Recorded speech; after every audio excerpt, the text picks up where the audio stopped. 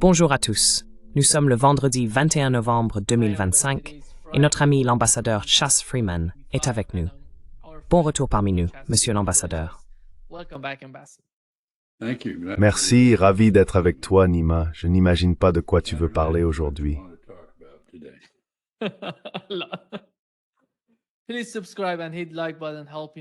Veuillez vous abonner et cliquez sur le bouton j'aime pour nous aider à toucher davantage de personnes. Monsieur l'ambassadeur, commençons par le plan en 28 points de Donald Trump concernant la guerre en Ukraine. Juste après cela, eh bien, nous ne savons toujours pas qui a réellement publié le plan, mais nous avons bien les 28 points. Il semble que les Ukrainiens soient à l'origine de sa publication. En ce qui concerne le plan lui-même, qu'en avez-vous pensé? Pensez-vous qu'il puisse servir de terrain d'entente ou d'une sorte de base pour une résolution ou un règlement en Ukraine?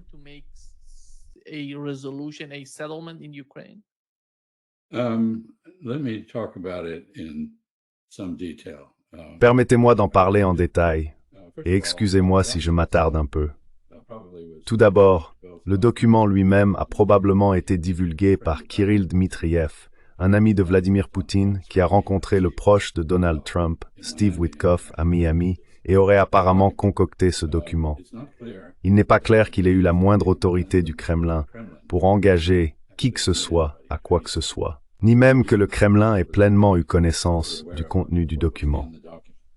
C'est un travail très amateur. Cela ressemble davantage à un communiqué de presse ou à une déclaration de relations publiques qu'à un projet de traité. Et il est truffé de contradictions. Comme souvent, et comme dans tous les soi-disant plans de paix que M. Trump a mis en avant, on retrouve le même schéma. Des déclarations très vagues, avec toutes les questions vraiment difficiles renvoyées à des discussions ultérieures.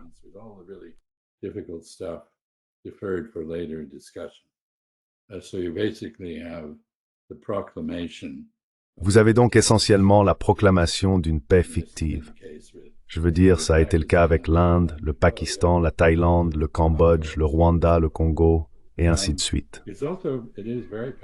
C'est aussi très similaire à ce qu'on appelle le plan de paix de Gaza. Pourquoi? Parce que les personnes concernées par le plan n'ont pas été consultées. Vous savez, les Européens disent « Comment pouvez-vous faire cela dans le dos des Ukrainiens et de nous ?» Mais c'est exactement ainsi que les Palestiniens ont été traités par M. Trump et M. Witkoff. Et je ne me souviens pas qu'un Européen ait soulevé des objections à ce sujet dans ce contexte. Deuxièmement, bien sûr, dans ce cas, la plupart des gens considèrent l'Ukraine comme la victime de l'agression russe. Que cette agression soit justifiée ou non est une autre question, mais les Ukrainiens ont terriblement souffert dans cette guerre.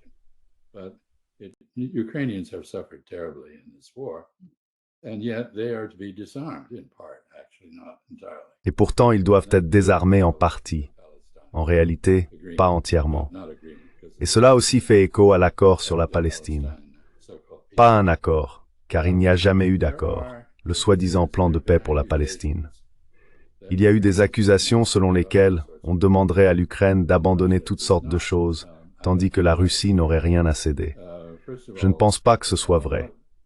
Tout d'abord, ce que l'on demande à l'Ukraine d'abandonner sur le plan territorial, c'est les 13 ou 14% de Donetsk que les Russes n'ont pas encore pris.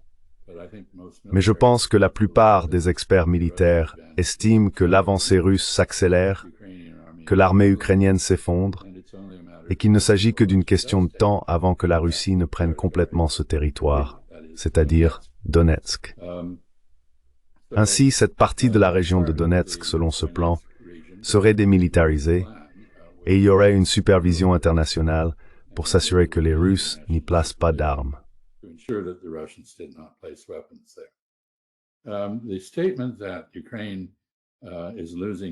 L'affirmation selon laquelle l'Ukraine perdrait quelque chose en acceptant de ne pas rejoindre l'OTAN et de rétablir sa neutralité est également problématique pour deux raisons. Premièrement, la Russie a reconnu l'indépendance de l'Ukraine sur la base du fait que la constitution ukrainienne stipulait que l'Ukraine serait indépendante et neutre. Revenir à cette condition n'a donc rien de nouveau. C'est une restauration du statu quo ante. Deuxièmement, Les limitations imposées aux forces armées ukrainiennes et aux forces étrangères présentes en Ukraine ne sont pas non plus une surprise. La Russie a toujours affirmé, dès le tout début, qu'elle ne pouvait pas tolérer la présence de forces étrangères armées pointant leurs armes sur elle depuis son voisin ukrainien. Cela non plus n'a donc rien de nouveau.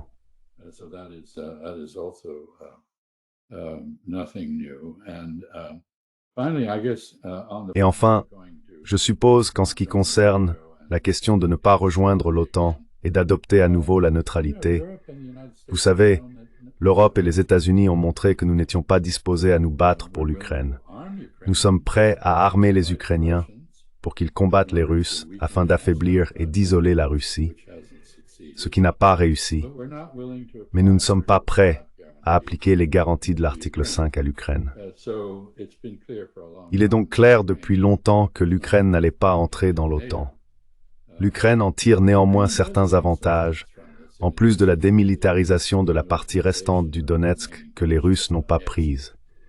Elle obtient la reconnaissance de sa souveraineté, ainsi qu'une reconnaissance officielle par la Russie de son éligibilité à rejoindre l'Union européenne.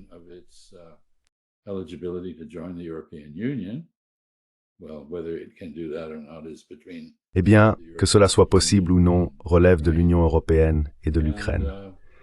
L'idée selon laquelle les principales objections européennes à ce sujet seraient, vous savez, nous récompensons l'agression, et ainsi de suite. Mais en réalité, les Européens n'ont ni l'argent, ni la volonté de faire quoi que ce soit pour sauver l'Ukraine des avancées russes en cours. Ils n'enverront pas leurs troupes là-bas. Même les Britanniques, qui ont proposé une sorte de force de stabilisation, ont clairement indiqué qu'ils n'enverraient pas de troupes en Ukraine sans le soutien des États-Unis, et il n'y aura pas de soutien américain pour cela. C'est clair depuis un bon moment. Ils n'ont tout simplement pas les moyens financiers.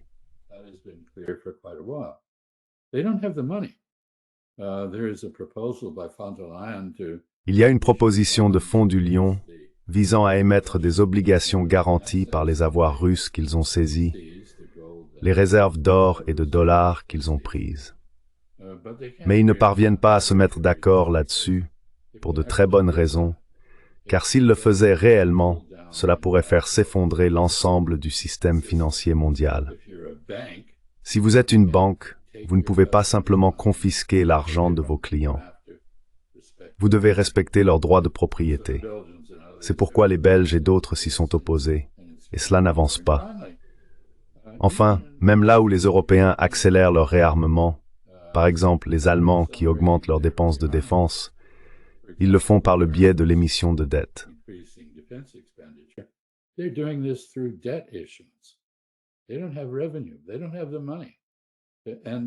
Ils n'ont pas de revenus, ils n'ont pas l'argent, et aucun d'entre eux n'est disposé à augmenter les impôts pour financer les dépenses en Ukraine. Il est donc très étrange que dans ce contexte, ils pensent pouvoir exiger que la Russie capitule, qu'elle se rende, qu'elle revienne à la situation d'avant la guerre, sauf pour leur volonté de voir la Russie punie. L'une des dispositions du projet de communiqué de presse, si l'on peut dire, je ne pense pas qu'il s'agisse d'un traité, prévoit que la responsabilité pénale pour les violations des droits de l'homme serait annulée. Cela s'applique vraisemblablement surtout aux accusations portées contre les Russes, bien que je remarque que les Ukrainiens n'ont pas non plus un bon bilan en matière de droits de l'homme. Donc en d'autres termes, si l'on regarde les détails, il y a beaucoup de problèmes dans tout cela.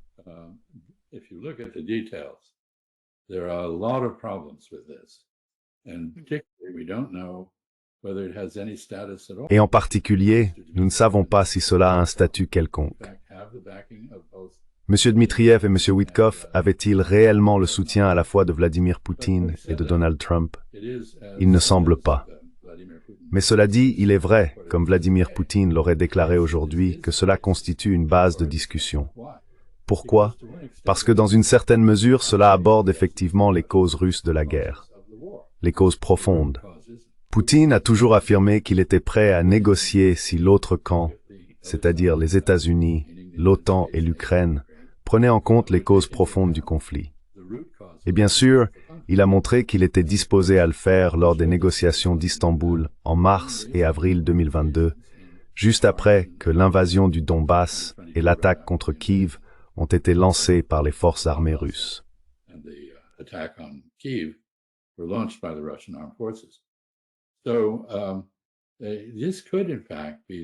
Cela pourrait donc en fait constituer la base de quelque chose, une médiation peut-être.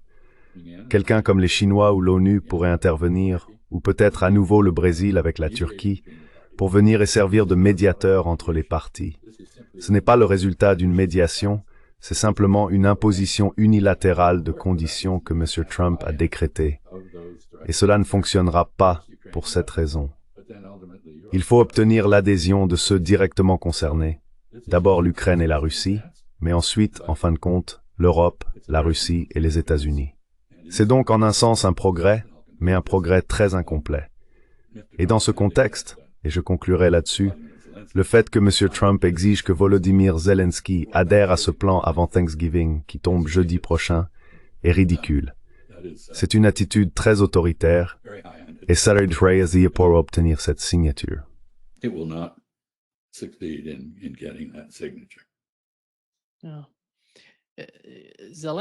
Wow! La réaction de Zelensky était vraiment frappante, monsieur l'ambassadeur. Il a dit, nous avons un choix difficile, soit perdre notre dignité, soit risquer de perdre notre principal soutien, qui est les États-Unis.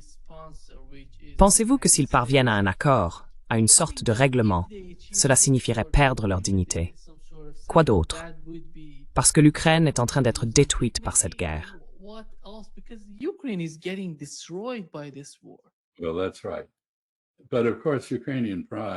Eh bien, c'est exact.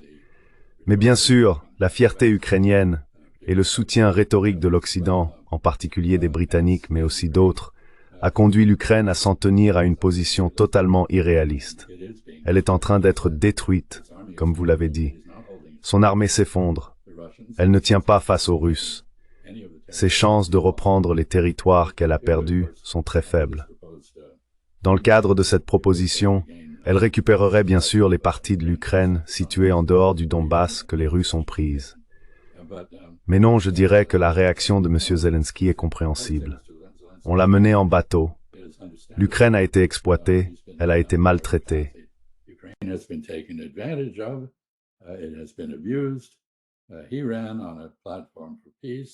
Il s'est présenté sur une plateforme pour la paix. Il a renversé cette position sous la pression de l'Occident et des ultranationalistes. Il s'est retrouvé dans une situation très précaire. Et maintenant, la branche sur laquelle il est assis est en train d'être sciée. Et il va tomber. Et il y a un problème ici, car tout cela se déroule en plein milieu d'une crise de corruption qui touche personnellement Zelensky. La cause immédiate vient de certains de ses proches conseillers qui ont volé environ 100 millions de dollars et se sont tous enfuis en Israël apparemment. Et vous savez, il y a une vraie question sur la durée pendant laquelle il pourra rester au pouvoir. En fait, une des raisons pour lesquelles ce cadre pourrait devenir la base de discussion, c'est que M. Zelensky pourrait ne plus être au pouvoir très longtemps. Il y a beaucoup de lassitude face à la guerre.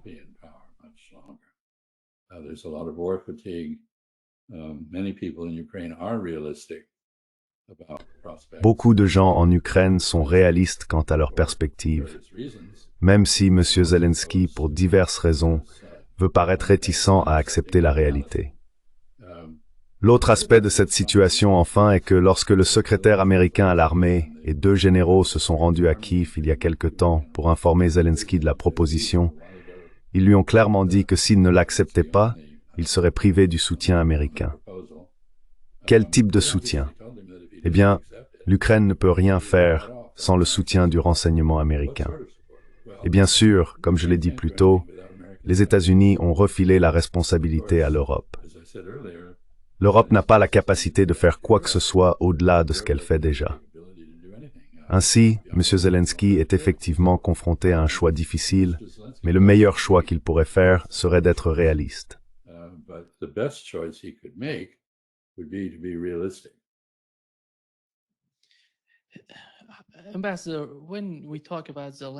Monsieur l'ambassadeur, quand nous parlons de Zelensky, je pense que sans le soutien qu'il reçoit des Européens, il ne sera personne dans la guerre en Ukraine.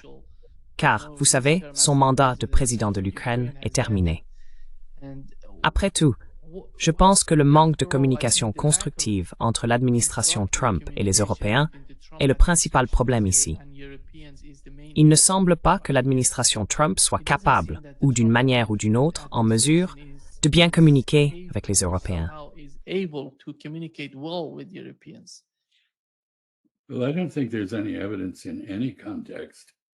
bien, je ne pense pas qu'il existe la moindre preuve, dans quelque contexte que ce soit en Europe, en Amérique latine, en Asie, en Afrique, dans le monde arabe, au Moyen-Orient ou en Asie occidentale, je ne pense pas qu'il y ait la moindre preuve que l'administration sache comment faire de la diplomatie ou comment consulter ses alliés.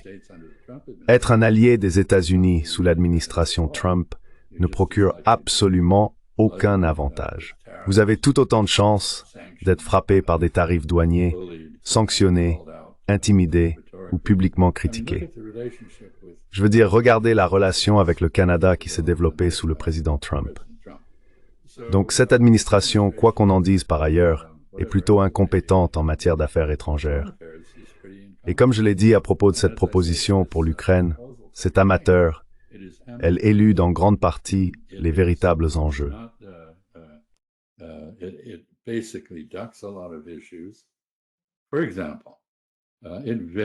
Par exemple, il fait vaguement référence à une sorte de discussion entre l'OTAN, la Russie et les États-Unis au sujet d'un nouvel ordre de sécurité en Europe, mais il ne promet rien. Il n'y a rien de concret. Et c'est un peu comme, vous savez, encore une fois, la proposition concernant Gaza, qui dit, eh bien, si vous faites tout ce que je dis et que vous le faites assez gentiment, peut-être que j'envisagerais de vous accorder un certain droit de regard sur votre propre gouvernement. Autrement dit, on dit aux Palestiniens qu'ils ne peuvent pas se gouverner eux-mêmes. C'est exactement l'attitude qu'avaient les colonialistes au début du XXe siècle. Les Britanniques, lorsqu'ils administraient la Palestine sans consulter les Palestiniens. Et maintenant, nous proposons de faire la même chose à Gaza. Et d'une certaine manière, M. Trump, qui propose de superviser tout ce qui se passe en Ukraine, sape lui aussi la souveraineté ukrainienne d'une manière importante.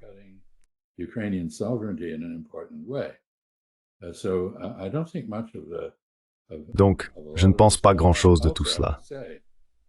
Je dois aussi dire, puisque nous parlons de l'administration Trump, que cette administration a inclus dans sa proposition une exigence selon laquelle les États-Unis devraient être, je cite, « compensés d'une manière ou d'une autre pour tout notre dur travail, je suppose ».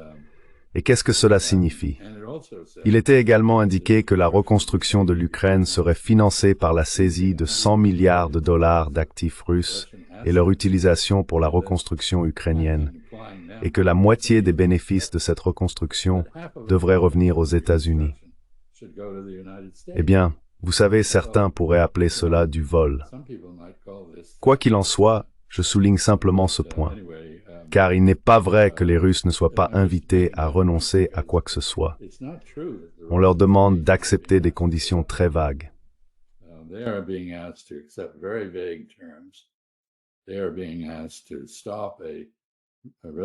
On leur demande d'arrêter une campagne militaire relativement réussie. On leur demande d'abandonner leurs économies durement gagnées. Et il n'y a rien là-dedans. Eh bien, ils obtiendraient la neutralité de l'Ukraine. L'une des dispositions est en réalité très sensée. Elle stipule que l'Ukraine devrait se remettre en conformité avec les normes de l'Organisation pour la sécurité et la coopération en Europe concernant le traitement des minorités. La constitution ukrainienne le prévoyait à l'origine, elle accordait une autonomie aux russophones, aux Hongrois, et ainsi de suite.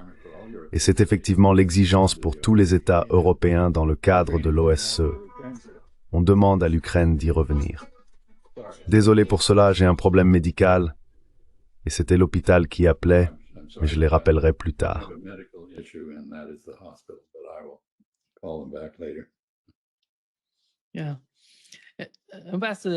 Oui. Monsieur l'ambassadeur, Je pense que nous avons appris de Peskov.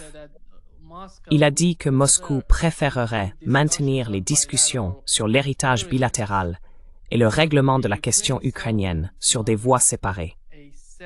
Ils veulent dissocier la question de l'Ukraine de ce qui se passe dans la relation entre les États-Unis et la Russie, car il me semble que les garanties de sécurité sont bien plus pertinentes pour cette discussion que le cas de l'Ukraine lui-même. Et il ne semble pas que l'administration Trump soit prête pour cela. Les Russes parlent de fusionner les deux, mais nous devons parvenir à une compréhension mutuelle entre les États-Unis et la Russie avant d'en arriver là.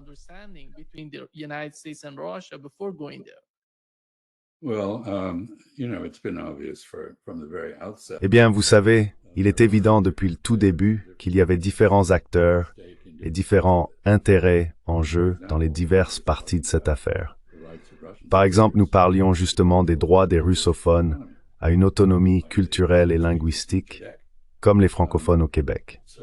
C'est donc une question. Désolé pour ça, ils essaient un autre numéro. Je vais voir si ma femme peut répondre. C'est une question qui doit être discutée entre Ukrainiens et Russes, et peut-être aussi avec les Hongrois, en raison de la grande minorité hongroise. Voilà donc un ensemble de questions.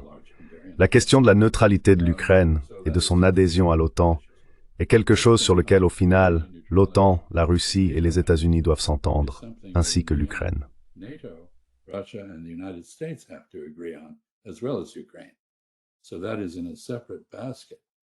Donc cela relève d'un autre domaine.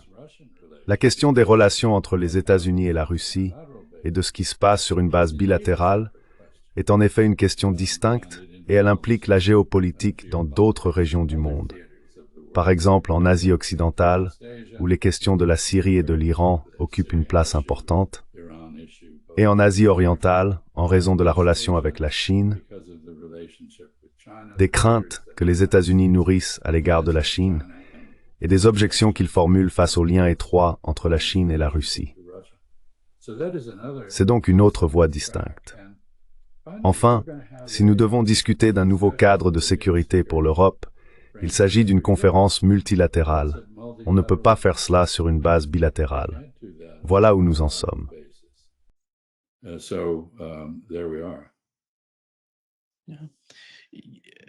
Oui. Penses-tu qu'une rencontre en ce moment entre Donald Trump et Vladimir Poutine aiderait à résoudre le problème?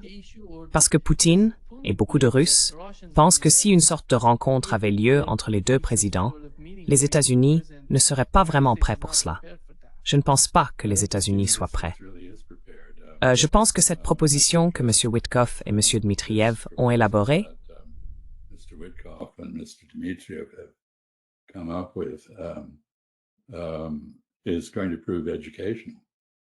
Cela va s'avérer instructif.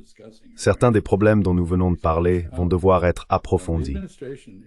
L'administration n'est pas organisée pour traiter une question d'une telle complexité. Vous savez, en gros, cette question, comme celles en Asie de l'Ouest, a été gérée par un ami d'affaires de M. Trump et non par le gouvernement américain en tant que tel. Il n'existe aucun processus politique pour y répondre. Tout est décidé personnellement par le président, souvent sur la base d'informations erronées. Fox News n'est pas le meilleur guide possible en matière d'affaires mondiales.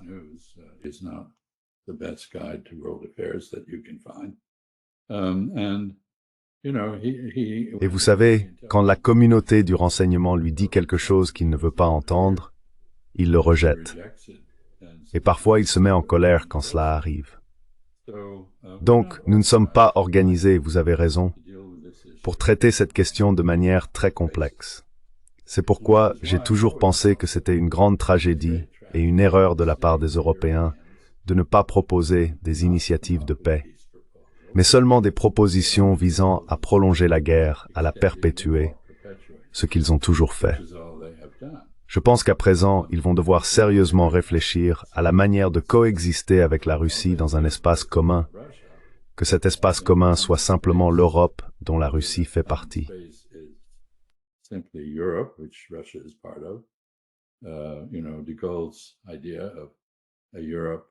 Vous savez, l'idée de De Gaulle d'un espace européen allant du Portugal jusqu'à l'Oural me vient à l'esprit, ou peut-être dans un contexte eurasien plus large, où les Chinois, les Indiens et d'autres participeraient à une gestion commune de la paix sur l'ensemble du continent eurasiatique. Je pense donc que c'est, comme vous l'avez dit, ou sous-entendu, une question très complexe. Je ne vois pas l'administration Trump s'être préparée, ni sur le plan organisationnel, ni sur le plan mental, à y faire face. Mais elle a désormais avancé un ensemble d'idées qui commencent au moins à aborder les soi-disant causes profondes du conflit. Et cela pourrait probablement constituer, comme l'a indiqué le président Poutine, la base d'un certain processus.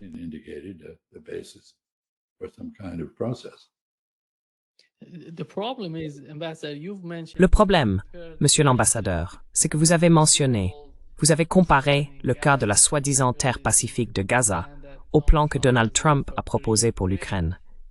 Mais en Ukraine, ils font face à une superpuissance. C'est la Russie. Ils doivent négocier. Ils ne vont pas, vous savez.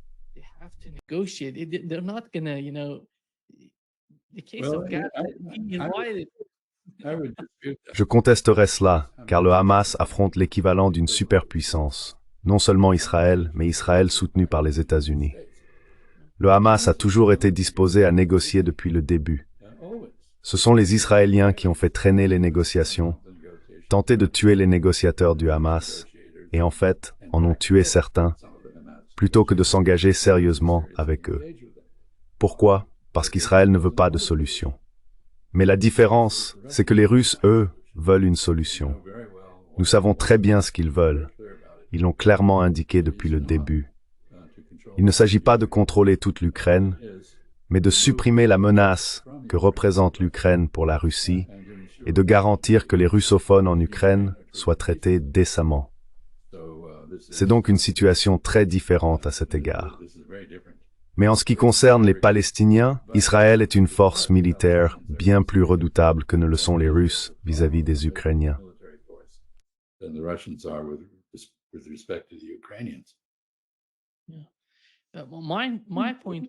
Mon propos était que lors des pourparlers de paix, au sommet de Sharm el-Sheikh, en Égypte, le Hamas n'en faisait pas partie. Non, c'est tout à fait exact. Et c'est pourquoi je trouve tellement ridicule que les Européens disent « Eh bien, vous ne pouvez pas trouver de solution qui n'implique pas les Ukrainiens. » Pourtant, ils étaient parfaitement satisfaits d'une solution à Gaza qui n'impliquait pas les Palestiniens. Vous savez, c'est un double standard classique. Pourquoi devrions-nous les prendre au sérieux lorsqu'ils avancent cet argument? Bien sûr, en un sens, ils ont raison. Les Palestiniens comme les Ukrainiens auraient dû être impliqués. Et en effet, les Ukrainiens ont participé à plusieurs réunions à Istanbul. Ils ont pris part à la négociation des accords de Minsk, qu'ils ont ensuite répudiés, et dont les parrains français et allemands ont plus tard révélé qu'ils n'avaient servi qu'à réarmer l'Ukraine et à la former selon les normes de l'OTAN, afin qu'elle puisse attaquer les Ukrainiens russophones qui s'étaient révoltés.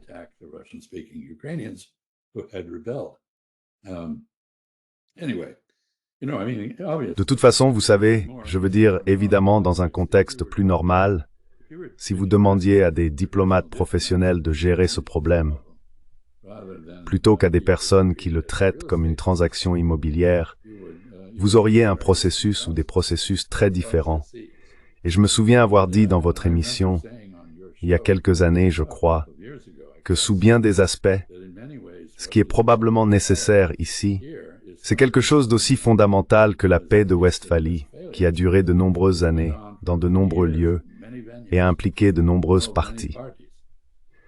C'était en réalité une série d'accords assemblés qui ont essentiellement défini le système étatique moderne. Cela a instauré l'égalité souveraine entre les pays et la norme selon laquelle on ne doit pas s'ingérer dans les affaires intérieures d'autres États. Eh bien, cela a été brisé aujourd'hui.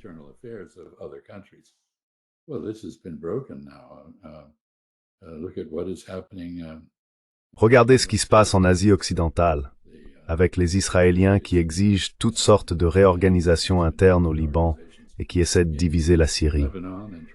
Ou regardez ce qui se passe entre les États-Unis et le Venezuela. Donc je pense que, vous savez, nous vivons une époque où le droit international, qui autrefois constituait une garantie de sécurité assez convaincante, signifiant que les gens ne violaient pas le droit international à la légère, a disparu. Vous savez, la Charte des Nations Unies, le Conseil de sécurité de l'ONU, ont été créés en partie pour s'assurer qu'il n'y aurait plus jamais d'Holocauste, plus jamais de génocide en Europe. Il vient d'approuver un génocide, en gros, dans cette résolution honteuse dont les Chinois et les Russes se sont abstenus, pour de nombreuses raisons, mais surtout, je pense, parce qu'ils croient que ce sera une catastrophe pour les États-Unis. Ils ne voulaient pas empêcher que cela se produise.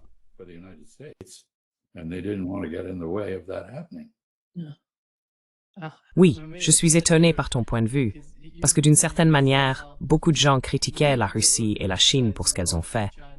Mais ton point, c'est que je pense que c'est tout.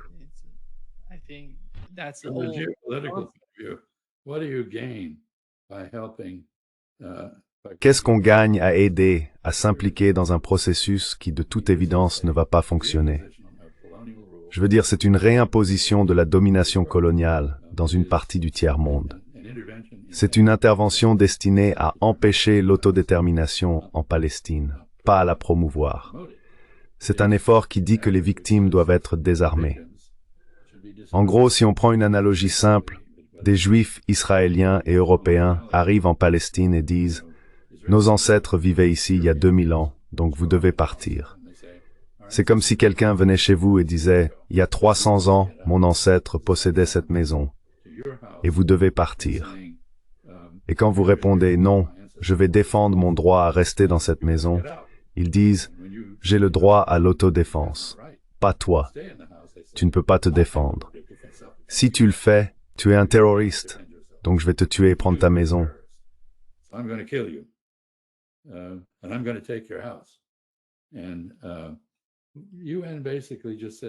Et l'ONU a essentiellement dit « Tout va bien ». Donc je pense que c'est probablement la fin de l'ONU. Je veux dire, je pense que l'ONU a perdu son autorité morale. Et vous savez, mon cœur est avec ceux qui disent « Les Chinois et les Russes n'auraient-ils pas dû opposer leur veto à cela ?» Mais ma raison me dit qu'ils ne sont pas stupides. Ils savaient ce qu'ils faisaient. Ils ont préservé leur liberté de manœuvre. Ils ont retenu leur consentement. Ils n'ont pas accepté ce cadre. On ne peut pas les en blâmer. Les gens disent, eh bien, on peut leur reprocher de ne pas l'avoir empêché. Mais en réalité, cela ne va pas fonctionner. Cela va s'autodétruire. Et cela va aussi nuire aux États-Unis qui ont déclaré les deux comme ennemis. Alors pourquoi le ferait-il? Pourquoi sortirait-il les marrons du feu pour les Américains? Je pense qu'ils savaient exactement ce qu'ils faisaient.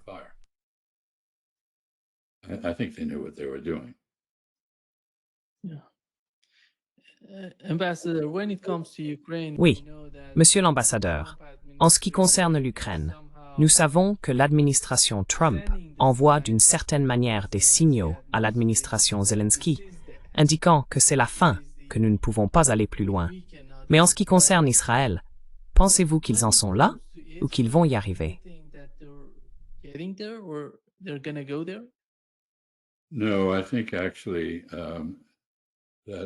Non. Je pense en réalité que, parce que la base du président Trump se fragmente pour de nombreuses raisons, la principale est que les tarifs douaniers se révèlent produire de l'inflation, ce que la plupart d'entre nous comprenaient, mais que M. Trump n'a pas compris. Il a donc dû revenir sur certains tarifs, le café par exemple, ce qui préoccupe les Brésiliens. Il a dû faire marche arrière, parce que cela a entraîné une hausse de prix de 30%. Et les gens sont en colère. C'est la principale préoccupation. Il y a aussi beaucoup d'objections à l'état policier qu'a instauré l'agence Immigration and Customs Enforcement, ou ICE.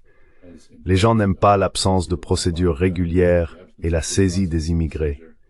Ils n'aiment pas la mise en place de camps de concentration de facto pour les immigrés dans des endroits comme le Salvador, ni la déportation de personnes vers des lieux auxquels elles n'ont aucun lien, où leurs chances de survie sont très faibles.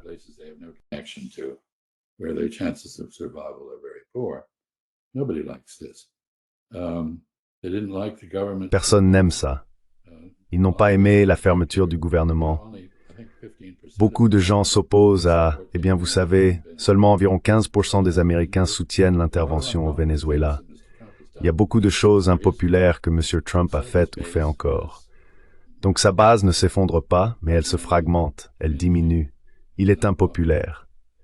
Dans ces circonstances, il se tourne vers ses soutiens les plus fidèles, qui sont des oligarques sionistes. Il renforce donc sa relation avec Israël.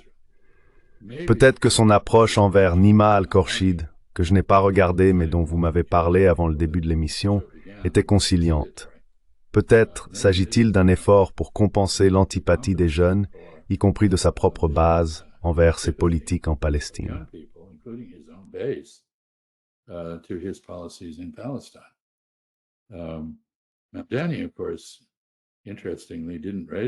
Eh bien, Danny, de manière intéressante, n'a pas soulevé la question de la Palestine dans sa campagne. D'autres l'ont fait. On lui a demandé s'il pensait qu'Israël devait exister, et il a répondu oui, en tant qu'État où tout le monde aurait des droits égaux. C'est une position très équitable, mais que les sionistes n'accepteront pas. Peut-être que M. Trump, comme il l'a fait dans le cas du Venezuela, vous savez, il a aliéné beaucoup d'immigrés latino-américains, a essayé de séduire les immigrés anti-cubains et anti-vénézuéliens parmi eux. C'est en partie une manœuvre politique intérieure. Peut-être que c'est ce qui se passe, je ne sais pas. Mais je suppose qu'il a besoin du soutien de ces grands donateurs sionistes et qu'il va rester proche d'eux.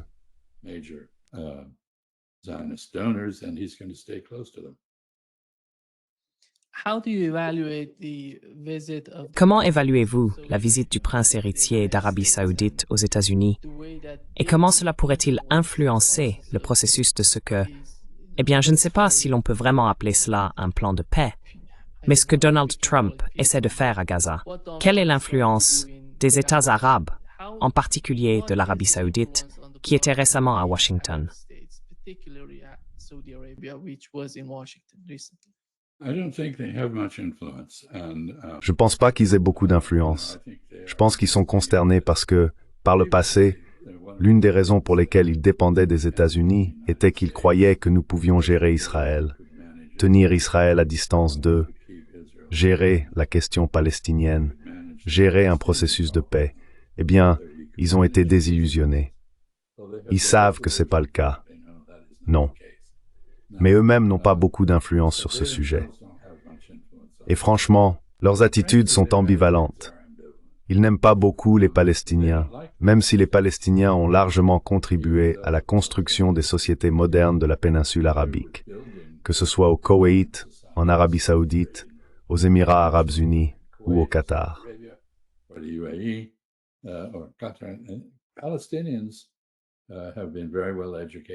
Les Palestiniens sont des personnes très instruites et compétentes en exil, et ils ont contribué à bâtir ces sociétés. Mais l'Organisation de libération de la Palestine, sous Yasser Arafat, était laïque, Arafat lui-même était athée, et ces sociétés sont très religieuses. Leurs sentiments sont donc assez ambivalents. Il est également important de noter, je pense, qu'ils s'opposent à Hamas précisément parce que Hamas est un mouvement démocratique. Les frères musulmans et Hamas croient tous deux à l'accession au pouvoir par les élections et à la nécessité de quitter le pouvoir s'ils les perdent. Il est vrai qu'il est un peu difficile de voir cela à Gaza, compte tenu de la manière dont Israël a traité Gaza et de la mesure dans laquelle les Palestiniens ont été poussés dans les tunnels plutôt que vers les urnes.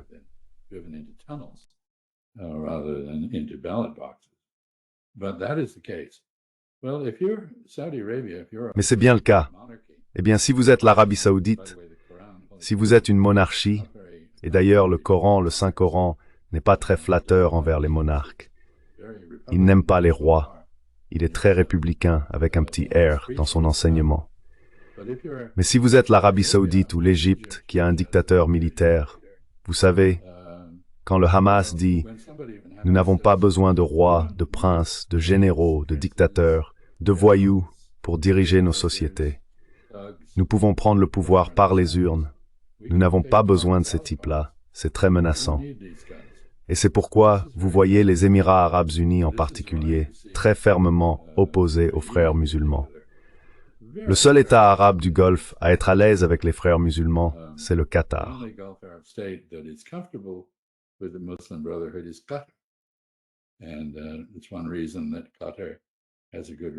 Et c'est l'une des raisons pour lesquelles le Qatar entretient de bonnes relations avec la Turquie, qui soutient également les frères musulmans. Quoi qu'il en soit, c'est très complexe.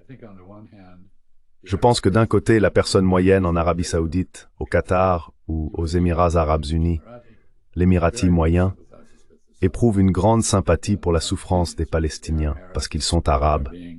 Ils sont persécutés, tués, torturés. Qui ne ressentirait pas de la compassion pour eux? Mais cela ne se traduit pas vraiment par un engagement politique actif en faveur de leur autodétermination. Si la Palestine obtenait son autodétermination, ce serait un État démocratique. Que voudraient les monarchies du Golfe d'un tel État? Je pense donc qu'il existe beaucoup de contradictions dans leur point de vue.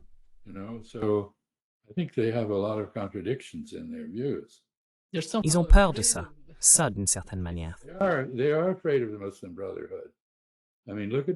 Ils ont peur des frères musulmans.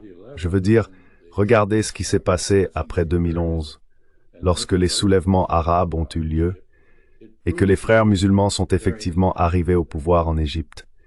Ils se sont révélés très incompétents en matière de gouvernance et n'ont pas duré longtemps. Mais les Arabes du Golfe ont paniqué. Ils ont commencé à verser beaucoup d'argent à la population pour qu'elle reste tranquille, ce qui est une approche courante dans le Golfe. Je ne dis pas qu'ils n'ont pas la loyauté de leur sujet, ils l'ont, mais je dis simplement qu'ils ne sont pas favorables à l'introduction de la démocratie. Et le Hamas, lui, l'est. Le Hezbollah est une question tout à fait différente. C'est un autre type d'organisation, avec une orientation religieuse différente, non sunnite, et donc moins menaçante.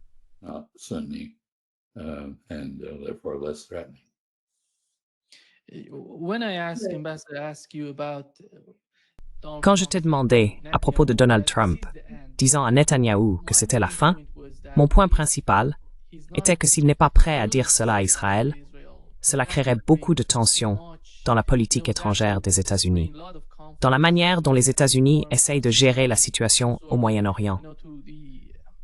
Car avec les conflits impliquant la Syrie, le Liban et l'Iran, on parle déjà d'une nouvelle guerre, d'une nouvelle attaque contre l'Iran. Hier, nous avons appris que le président du Parlement iranien a déclaré que, le 6e jour de la guerre entre l'Iran et Israël, le vice-président des États-Unis avait appelé l'Iran et lui avait demandé à plusieurs reprises de trouver une solution, d'entamer une forme de dialogue, d'aboutir à un cessez-le-feu entre l'Iran et Israël. Cela montre à quel point la situation était désespérée pour Israël.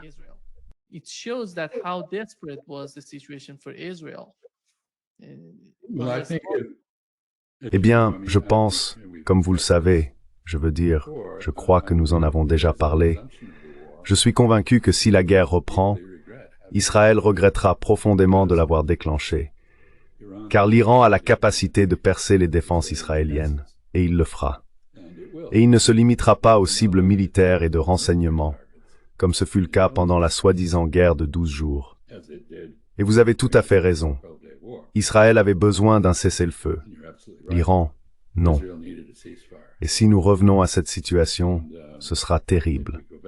Mais permettez-moi de faire un point en lien avec votre remarque précédente, la première que vous avez faite, à savoir que les États-Unis et Israël, d'une certaine manière, prennent des chemins différents. Vous avez demandé quelle était la signification de la visite de Mohammed Ben Salman à Washington. Eh bien, il a obtenu des F-35.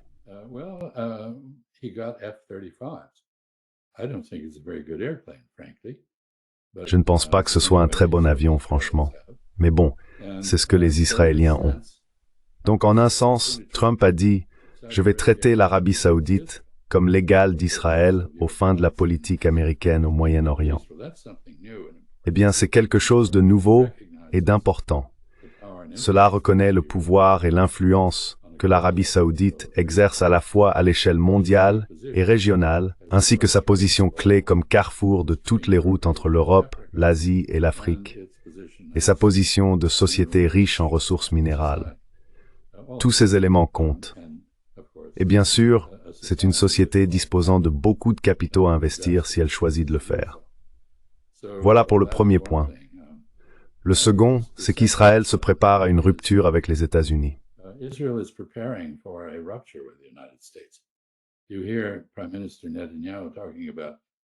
Vous entendez le Premier ministre Netanyahou parler du fait qu'Israël va devoir devenir autonome. Vous entendez des gens aux États-Unis, des sionistes fervents comme Laura Loomer, qui n'est pas ma personne préférée, dire qu'Israël doit mettre fin à sa dépendance militaire envers les États-Unis.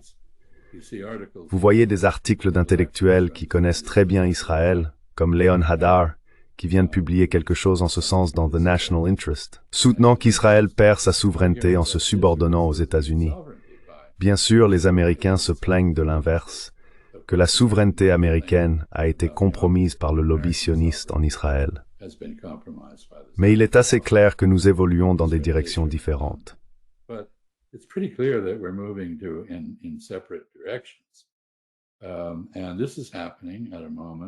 Et cela se produit à un moment où la société israélienne est soumise à une forte pression. S'il y a un nouvel affrontement avec l'Iran, je pense que le nombre d'Israéliens qui quitteront Israël augmentera considérablement. C'est donc très ironique que fondamentalement les sionistes disent « Eh bien, la solution au problème palestinien, c'est que les Palestiniens quittent la Palestine. » Peut-être que les Israéliens se préparent eux-mêmes à ce que la solution au problème israélien soit que les Israéliens quittent la Palestine. Est-ce que cela va durer? Cet État qui a été établi et soutenu par une sorte de régime néocolonial des États-Unis et par le sentiment de culpabilité des Européens à propos de l'Holocauste. Je ne sais pas, je ne pense pas que quiconque le sache, et beaucoup de gens en Israël sont aujourd'hui assez inquiets à ce sujet.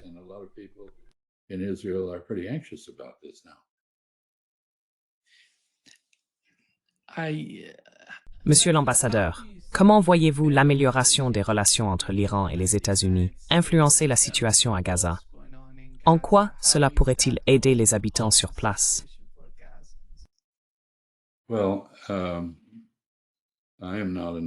Eh bien, je ne suis pas un expert de l'Iran, et vous devriez probablement poser cette question à Trita Parsi, car lui l'est. Mais j'ai le sentiment que oui, la République islamique est assez cynique à bien des égards. Pourtant, je pense qu'il y a une véritable conviction religieuse en son cœur et qu'elle est horrifiée par ce qui se passe à Gaza, comme tout être humain devrait l'être. Je ne crois pas que ce facteur soit jamais vraiment mentionné dans la presse occidentale. Quand on parle de l'Arabie saoudite qui normalise ses relations avec Israël, on dit que l'Arabie saoudite insiste sur la nécessité d'un chemin clair vers un État palestinien. Mais pourquoi y insiste-t-elle?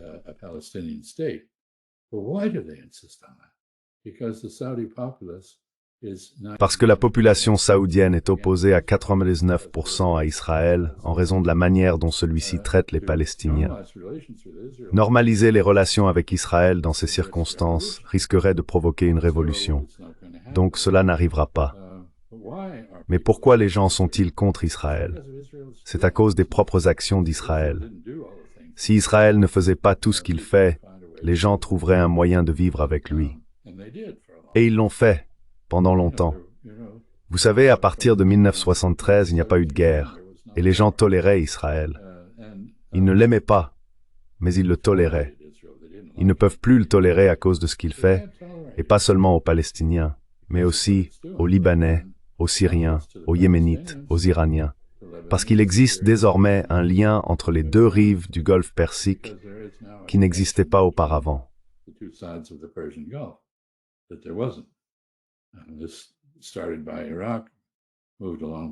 Tout a commencé avec l'Irak, s'est poursuivi avec Oman, puis a été conclu par les Chinois.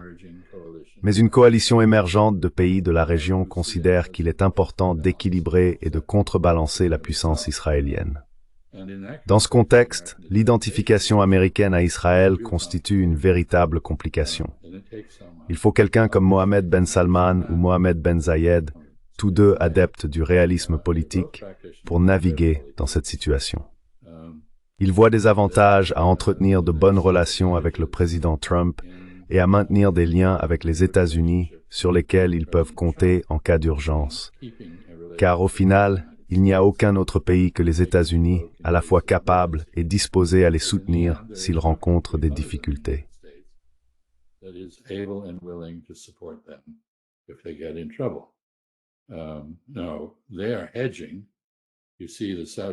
Non, ils se couvrent.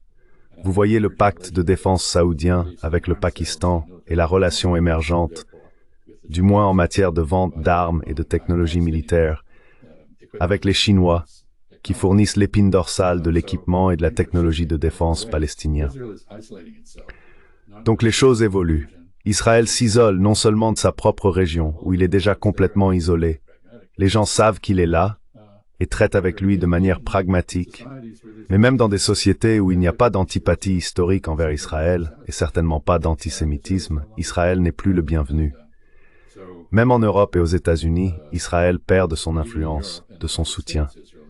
Alors si vous étiez M. Netanyahou, que feriez-vous?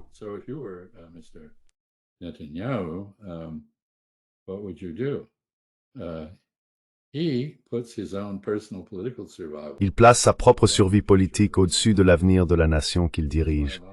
Et c'est pourquoi beaucoup d'Israéliens ne l'aiment pas.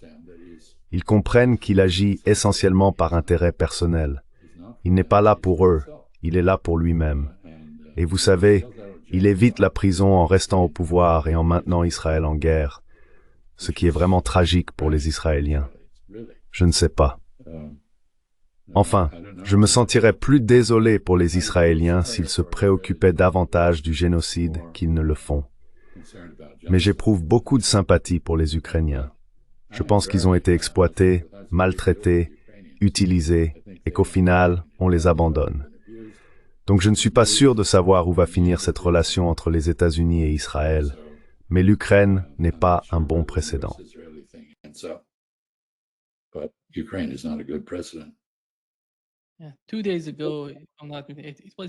Il y a 2 jours, ou peut-être que c'était hier, il y a eu une interview en persan avec le ministre des Affaires étrangères de l'Iran.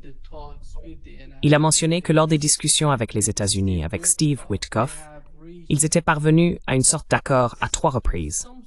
3 fois, ils ont trouvé un accord, et chaque fois que Witkoff est retourné à Washington, il a changé d'avis, et tout s'est effondré. Oui, exactement.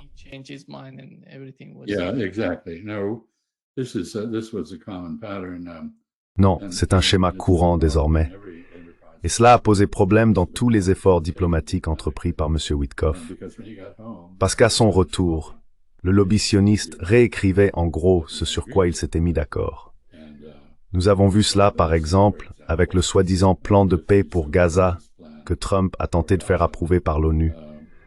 Vous savez, il a été réécrit, il a été présenté aux Arabes, qui ont dit que c'était mieux que rien. Ils ne l'aimaient pas beaucoup, mais ils n'avaient pas de meilleur plan. Mais ensuite, il a de nouveau été réécrit par les collaborateurs de Netanyahou. C'est donc un schéma récurrent. Et vous savez, je dirais que cela a largement discrédité les États-Unis en tant que partenaires de négociation, avant même d'en arriver à l'idée d'organiser des pourparlers à Mascate, puis d'essayer de tuer les personnes qui allaient s'y rendre, ce qu'Israël a fait.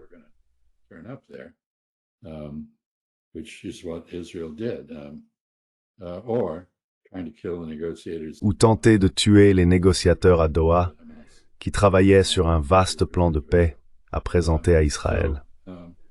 Donc, si vous négociez avec les États-Unis, il vaut mieux que les termes soient précisément définis.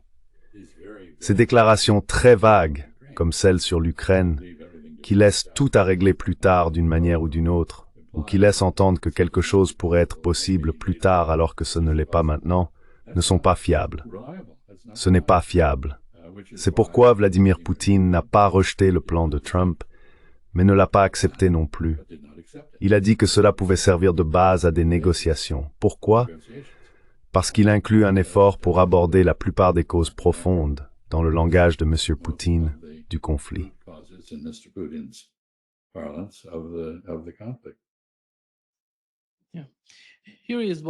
Voici ce qu'a déclaré le ministre iranien des Affaires étrangères, l'ambassadeur Nima Al-Khorshid, lors d'une interview accordée à The Economist. Il parlait de la guerre entre l'Iran et Israël, ainsi que des négociations avec les États-Unis.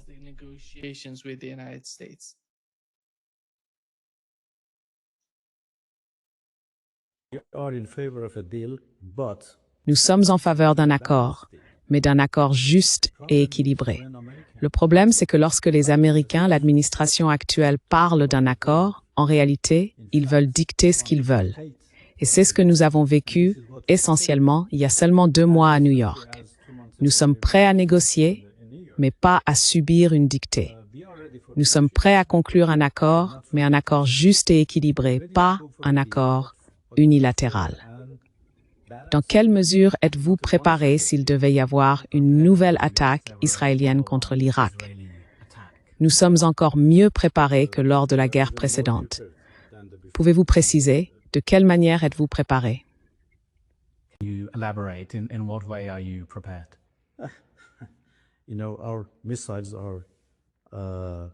Vous savez, nos missiles sont dans une meilleure position tant en quantité qu'en qualité. Nous avons tiré de nombreuses leçons pendant la guerre de 12 jours.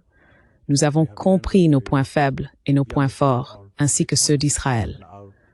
Nous avons travaillé sur tous ces aspects et nous sommes pleinement préparés, encore mieux que la fois précédente.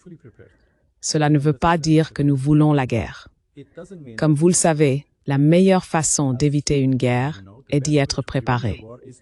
Les Russes nous ont beaucoup aidés pendant la guerre de 12 jours, et depuis, nous avons engagé une coopération encore plus étroite qu'auparavant. C'est pourquoi je vous dis que nous sommes encore mieux préparés que lors de cette guerre.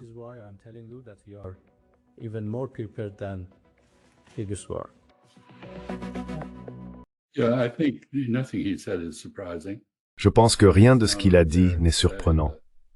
Et il n'est pas injuste de dire qu'on peut le constater dans le cas de l'Ukraine, que l'approche américaine en ce moment consiste à dicter les conditions, non pas à les négocier, ni à les médiatiser, mais à les imposer.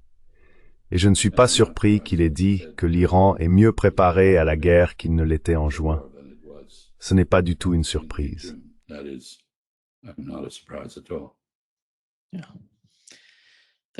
Merci beaucoup, Monsieur l'ambassadeur, d'avoir été avec nous aujourd'hui. Ce fut un grand plaisir de parler avec vous. Edzems, come to Evo 3 over, Nimal Court. Merci.